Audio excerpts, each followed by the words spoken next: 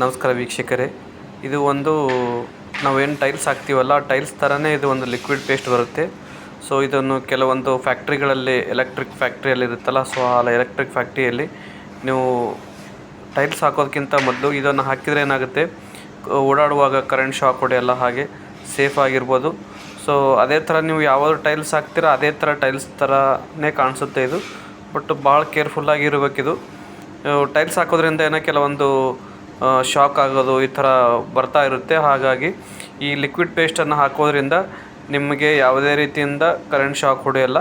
ಹಾಗಾಗಿ ಇದನ್ನು ಬಹಳ ಉಪಯೋಗ, ಈಗ ಎಲೆಕ್ಟ್ರಿಕೇಷನ್ನು ಕೆಲವೊಂದು ಫ್ಯಾಕ್ಟ್ರಿಯಲ್ಲಿ ಅಲ್ಲಿ ಇದನ್ನು ಬಹಳ ಯೂಸ್ ಮಾಡ್ತಾರೆ. ಸೊ ಇದನ್ನು ಯಾವ ರೀತಿ ನಾವು ಇಲ್ಲಿ ಫ್ಯಾಕ್ಟ್ರಿಯಲ್ಲಿ ಹಾಕ್ತಾಯಿದ್ದಾರೆ ನೋಡಿ ಈ ಥರ ಮೊದಲು ಇದೊಂದು ಲೇಪನ ಮಾಡಿಕೊಂಡು ಆಮೇಲೆ ಆ ವೈಟ್ ಒಂದು ಬರುತ್ತಲ್ಲ, ಸೊ ಅದರಿಂದ ಒಂದೇ ಲೆವೆಲಾಗಿ ಹಾಕ್ಕೊಂಡು ಬಂದರೆ ಈ ಥರ ಬರುತ್ತೆ.